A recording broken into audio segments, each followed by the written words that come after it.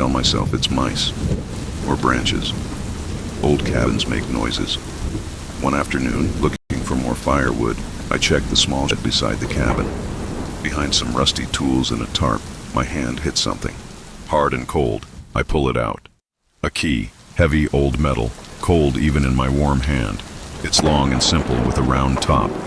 It feels important. Wrong. My eyes go straight to the path leading to the locked boathouse. Carl's words. Locked up, roof's bad, don't go near it. But the key feels like a dare thing. The feeling of being watched. They mix together into a heavy lump in my chest. A need to know. What's so bad about an old boathouse roof? What's hidden inside? I leave the key on the small table by my bed. It sits there, watching me. The tapping sounds get louder at night, sharper. The feeling of eyes on my back is almost constant. The cabin's piece in. 3 nights later, I wake up sweating from a dream. Darker. Something tapping on the boat I'm trapped in. That's it. I have to know. It's on my back. I wait until the moon is bright, making long black shadows from the trees. Cabin's piece in. Wind is loud, covering any noise I make. 3 nights later, I wake up sweating from a dream. I grab my flashlight. Dark. I walk down the path to the boathouse. It looks smaller. Tell myself it's mice. The padlock is big and rusty. My hand shakes as I push the cold key in. One afternoon, it turns, looking for more firewood. I check the small shed beside the cabin. Behind some rusty tools and a tarp, I pull it off. My hand hits something. The door is heavy, hard and cold. I push. I pull it out. Open. A key. Cold, heavy, damp air hits me. Cold even in my warm like hand. Wet wood. It's long and simple. Something with a round top. Something stale. It feels like forgotten water. Wrong. I point my flashlight. My eyes go straight to the path leading to the locked boathouse. Not full of old Carl's words. Not really. Locked up. One small, rotting rowboat is pulled up on the slimy wooden floor. But the key feels like it. But that's not what stops me. The feeling of being watched. They're covered, not together into a heavy lump in my chest. I need to know. What's so bad about an old boathouse roof nailed to the walls hanging from the low rafters? I leave the key on the small table by my bed. The baseball cap I lost the second day fishing. The tapping sounds get louder at night, sharper. My spare fishing lure. The feeling of eyes on my back is almost socks muddy that I thought blew off the line. The cap, even the plastic spoon I dropped near the dock yesterday. All my little lost things. 3 nights later, I wake up sweating from a dream, but it gets worse, darker. On the something wall, tapping on the boat I'm trapped in are papers. That's it. Lots of papers. I have to know. My flashlight almost jumps over them. Right. My own handwriting stares back from the trees. Pages torn from the notebook I brought to jot down thoughts. 3 nights later, I wake up sweating. Sarah, I grab my flashlight. I walk down the path to the boathouse. It looks all tell my dark through into the cabin. The padlock is big and rusty. My hand shakes as I push the cold burn. Didn't I? Sound comes from my throat. The violation is I'm sweating. Sarah, I grab my flashlight. I walk down the path to the boathouse. It looks all tell my dark through my burn. This is small. Could someone fish them out? But who? Nothing. Panic starts buzzing in my ears. I swing the flashlight wildly. The light catches the rowboat. Something is inside it, not oars. I step closer, my boots sticking to the slimy floor.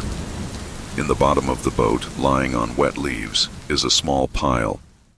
My flashlight shakes as I see a cheap plastic comb I use, a few strands of my dark hair knotted together, a small muddy stone shaped almost like a heart, and worst of all, a rough little doll, made of twisted reeds from the lake shore.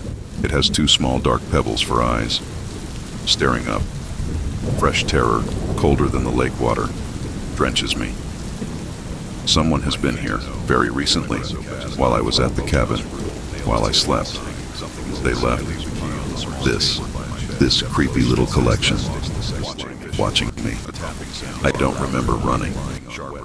1 second I'm staring at the reed doll with its pebble stuck cracked through the boathouse door into the cold night air. I slam the heavy door shut. My fingers are numb, fumbling.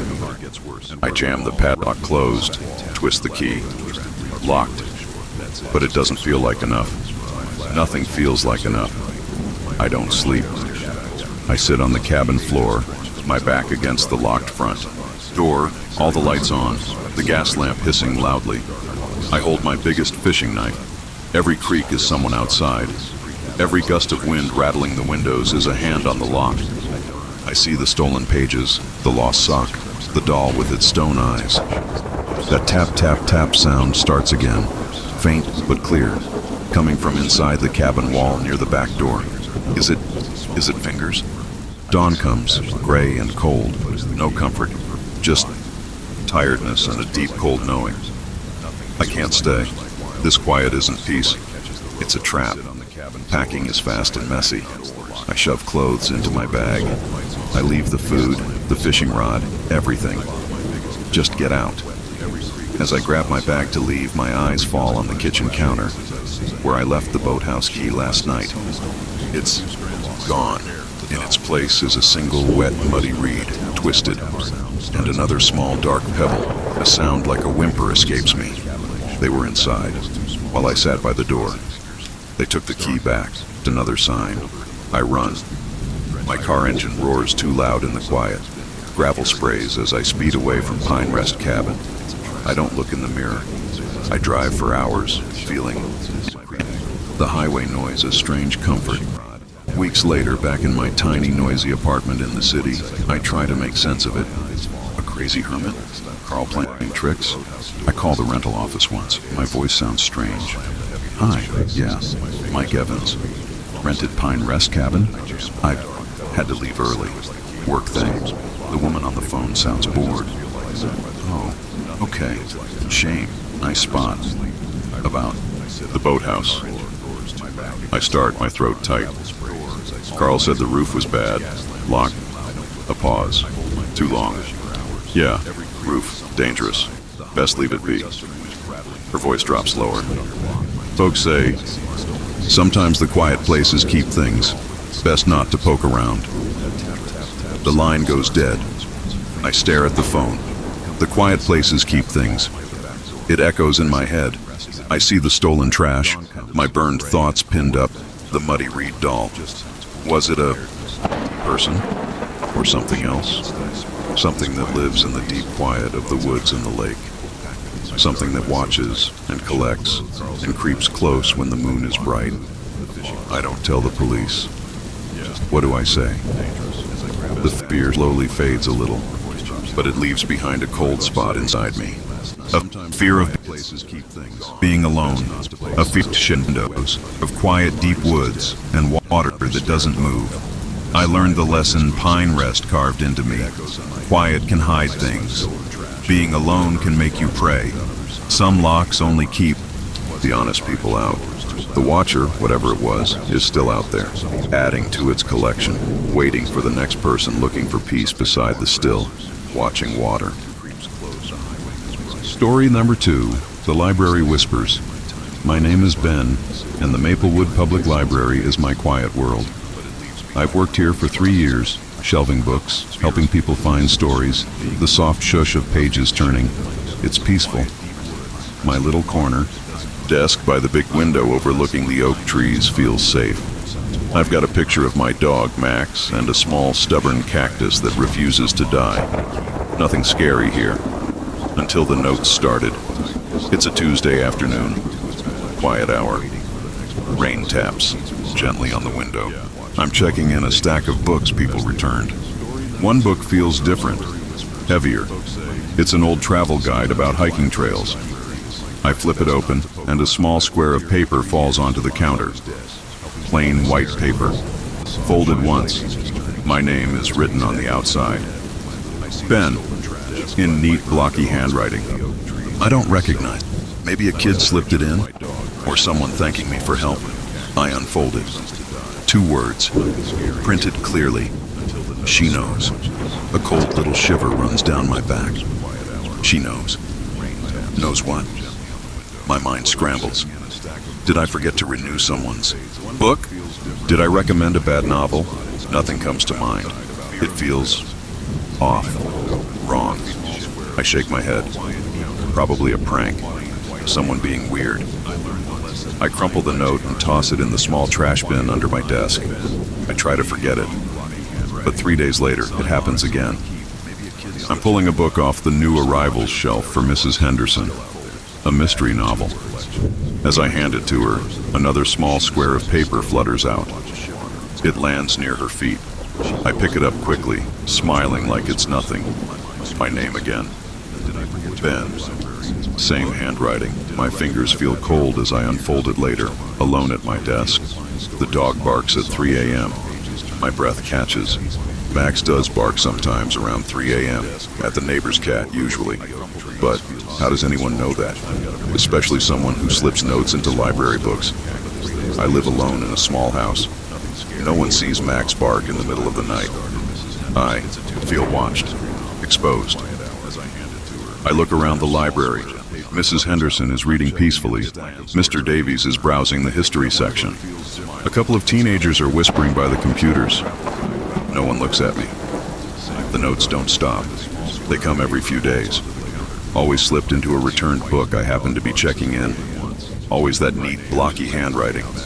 Always things they shouldn't know. You hate the smell of lavender. True.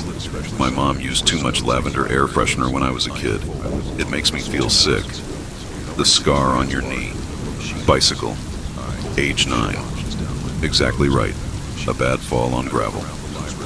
You think about leaving this town. A private thought I've only had lying awake at night. It's not just facts. It's feelings, fears, things locked inside my head. The dark corner in your basement scares you. It does, ever since I saw a weird shadow down there. You worry you'll be alone forever. Each note is like a tiny ice pick chipping away at my sense of safety. The library, my peaceful haven, starts feeling like a cage. I watch everyone. The elderly man who always reads the newspapers, is his smile too knowing? The quiet woman who only checks out gardening books, does she linger near my desk too long? The teenagers, are they laughing at me? Paranoia buzzes in my ears like a trapped fly.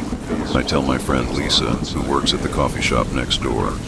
We meet for lunch in the small park behind the library. Her smile fades as I whisper about the notes. Ben, that's creepy, she says, her eyes wide. Have you told anyone? Your boss? The police? It's just notes, I say, trying to sound calm. Weird. Personal notes. What would the police do? And my boss, Mr. Peterson, he'd probably think I'm making it up for attention. The thought of Mr. Peterson's skeptical frown makes me shrink inside. Someone knows things, Ben. Lisa insists. Private things. That's not okay. You should at least tell Mr.